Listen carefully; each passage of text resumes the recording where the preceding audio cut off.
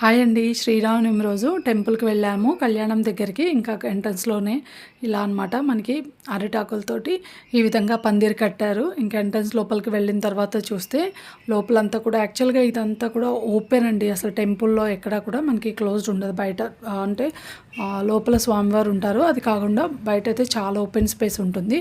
అక్కడంతా కూడా ఎక్కడా కనిపించకుండా పైన అంతా కూడా పందిరి అండ్ కింద అంతా కార్పెట్స్‌తో చాలా బాగా అందంగా డెకరేట్ చేశారు.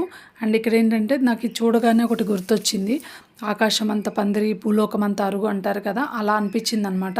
ప్రతి ఒక్కళ్ళు కూడా స్వామివారి కళ్యాణాన్ని చాలా బాగా ఎక్కడ కూర్చునే వాళ్ళు అక్కడ చైర్స్లో లేదంటే కింద అంత బాగా అరేంజ్ చేశారండి. ఇంకా మేము వెళ్ళే వరకు ఇంకా కళ్యాణం స్టార్ట్ అయిపోయిందనమాట. ఇంకా అందరూ కూడా చూసారా ఈ విధంగా పూలమాలలతో స్వామివారి ముందు ఇలా కాసేపు డ్యాన్స్ చేశారు.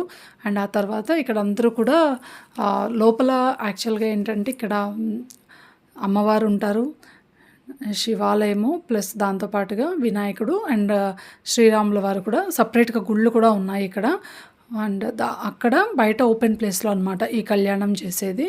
అక్కడ చిన్న మనకి స్టేజ్ ఉంటుంది. అక్కడ ఈ విధంగా అసలు ఎంత బాగా డెకరేట్ చేశారో అండి. కళ్యాణం దగ్గర స్వామివారి దగ్గర ఆ మండపం ఉంటుంది కదా, కళ్యాణం చేసే మండపము చాలా బాగుంది. అసలు అక్కడ చూస్తుంటే అక్కడ నుంచి అసలు రాబుద్దే అవ్వలేదు. చూస్తున్న కొద్దీ అక్కడే ఉండాలనిపించింది అనమాట. అసలు 2 కళ్ళు సరిపోలేదు స్వామివారి కళ్యాణాన్ని చూడడానికి. అసలు చాలా బ్లెస్డ్ అనిపించింది. ఇంకా నాకైతే శ్రీరామనవమి అంటే చిన్నప్పటి నుంచి చాలా స్పెషల్ అనమాట.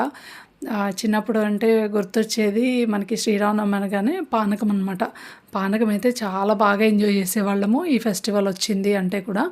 ఇంకా దాంతోపాటుగా ప్రతిసారి కూడా శ్రీరామనవమి అప్పుడు కొంచెమైనా వర్షం పడుతుందండి. బట్ ఈసారి అయితే వర్షం పడలేదు. కానీ స్వామివారి ఊరేగింపు జరిగేటప్పుడు వర్షం పడిందనమాట. కానీ ఎంతైనా ఇలా జరిగితే స్వామివారి మహిమ అంటారు కదా. సో మీలో ఎంతమందికి ఇలా తెలుసు అనేది కూడా కామెంట్ చేయండి. అండ్ ఇంకా అలాగే కళ్యాణం అయిపోయిన తర్వాత కూడా అక్షింతలు ఉంటాయి కదా, అవన్నీ కూడా స్వామివారి దగ్గర పాదాల దగ్గర వేసి ఇంకా అందరూ బాగుండాలి అని చెప్పేసి అని కోరుకుని హ్యాపీగా అక్కడే భోజనాలు కూడా అరేంజ్ చేశారనమాట. అండ్ చాలామంది అండి భోజనాలు కూడా అసలు ఎంత బాగున్నాయో. అండ్ అక్కడ ఏంటంటే ఇక్కడే ఇంతకుముందు కూడా ఇదే టెంపుల్లో ప్రవచనాలు కూడా జరిగాయన్నమాట. అంటే మనకి స్వామివారి ప్రవచనాలు చెప్తూ ఉంటారు కదా, సో అలాంటివి కూడా జరుగుతూ ఉంటాయి. అండ్ ఇక్కడ వేరేవి అంటే పూజకి సంబంధించినవి ప్రతి ఒక్క ప్రతి ఒక్క ఫెస్టివల్ కూడా చాలా బాగా సెలబ్రేట్ చేస్తారండి ఇక్కడైతే.